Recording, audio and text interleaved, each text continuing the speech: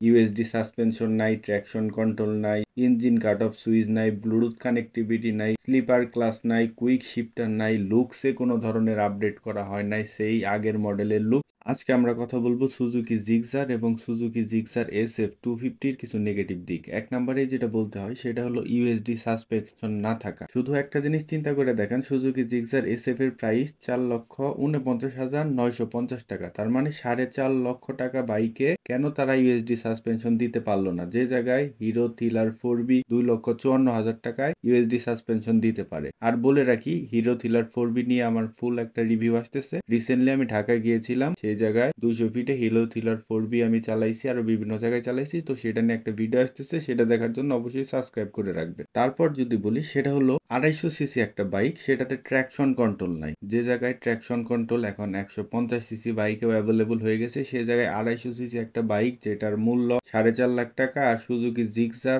ওটার মূল্য 4 লাখ টাকা, এরকম একটা বাইকে তারা কেন ট্র্যাকশন কন্ট্রোল দিল না? যেহেতু সেটা 250 সিসি, ট্র্যাকশন কন্ট্রোলটা খুবই জরুরি ছিল। তারপরে আরেকটা জরুরি ফিচার যেটা সব বাইকেই থাকা উচিত, বিশেষ করে হায়ার সিসি বাইকে, সেটা হলো ইঞ্জিন কাট অফ সুইচ। মানে স্টার্ট নামানো অবস্থায় গিয়ারে ফেললে গাড়ির ইঞ্জিন বন্ধ হয়ে যাবে। এত জরুরি একটা গুরুত্বপূর্ণ সেন্সর এই বাইকে মিসিং। এটা খুবই জরুরি, কারণ অনেক সময় বাইকের স্টার্ট উঠানোর কথা মনে থাকে না, সেক্ষেত্রে এই সেন্সরটা খুবই কার্যকর ভূমিকা পালন করে। তারপর যে জরুরি ফিচারটা বলবো সেটা হলো স্লিপার ক্লাস না থাকা। হায়ার সিসি বাইকে স্লিপার ক্লাসটা খুবই জরুরি, কারণ স্লিপার ক্লাসের কারণে গিয়ার শিফটিং স্মুথ হয়। গিয়ার শিফটিং এর সময় কোনো ধরনের আপ ডাউন শিফট যদি একটা কম বেশি হয়ে যায়, সেক্ষেত্রে গাড়ি ধাক্কা দেয় না বা কোনো বড় ধরনের সাউন্ড করে না। স্লিপার ক্লাসটা খুবই জরুরি হায়ার সিসি বাইকের জন্য। তারপর আরেকটা গুরুত্বপূর্ণ ফিচার কুইক শিফটার না থাকা, কারণ হায়ার সিসি বাইক যারা চালাবে এর মধ্যে অনেক মানুষই একটু জোরে বা স্পিডে চালানোর জন্য বাইকগুলা কিনবে, সেক্ষেত্রে কিন্তু কুইক শিফটারটা খুবই জরুরি। যে জায়গায়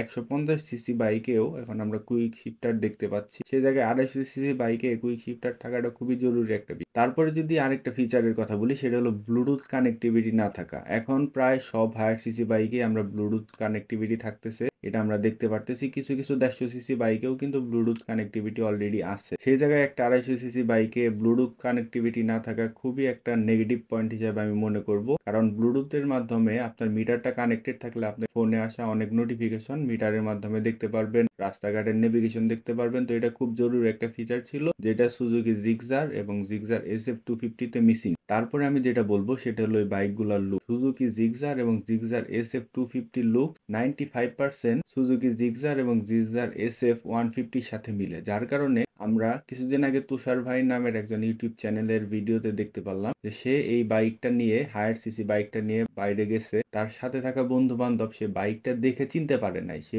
বলছে, তারপরে সে চিনতে পারছে এটা হায়ার সিসি বাইক। তার মানে বুঝতেছেন, হায়ার সিসি বাইক হওয়ার পরেও এর মধ্যে হায়ার সিসি কোনো লুকস বা কোনো ডিজাইনে তারা আপডেট করে নাই, যার কারণে এই বাইকগুলো দেখাও মানুষ রিকগনাইজ করতে পারে না। আর এই বাইকের প্রত্যেকটা জায়গায় প্লাস্টিকের ব্যবহার, বিশেষ করে জিক্সার SF 250 সব জায়গায় প্লাস্টিকের ব্যবহার করছে। এই জায়গায় প্লাস্টিক কোয়ালিটিটা একটু ভালো করা উচিত ছিল, অথবা স্টিলের ব্যবহার করা বা মেটালের ব্যবহার করা উচিত ছিল, কারণ হায়ার সিসি বাইক 4.5 লক্ষ টাকা দাম, আমরা এটুকু আশা করতেই পারি। এবং সর্বশেষ যে জিনিসটা আমি বলবো সেটা হলো এটার প্রাইস গুলো। যেহেতু বাইকে ইউএসডি সাসপেনশন নাই, ট্র্যাকশন কন্ট্রোল নাই, ইঞ্জিন কাট অফ সুইচ নাই, ব্লুটুথ কানেক্টিভিটি নাই, স্লিপার ক্লাস নাই, কুইক শিফটার নাই, লুকসে কোনো ধরনের আপডেট করা হয় নাই, সেই আগের মডেলের লুক, সেক্ষেত্রে বাইকগুলোর প্রাইস একটু বেশি হয়ে গেছে। আমি কেবল যেগুলো বললাম, quick shifter, traction control, engine cut off switch, Bluetooth connectivity, slipper clutch, quick shifter, এইগুলা যদি বাইকে ইমপ্লিমেন্ট করা হতো তাহলে এই প্রাইসটা আমার কাছে ঠিক লাগতো। কিন্তু যেহেতু এগুলোর কোনো কিছু ইমপ্লিমেন্ট করা হয় নাই, সেক্ষেত্রে আমি বলবো সুজুকি জিক্সার এবং সুজুকি জিক্সার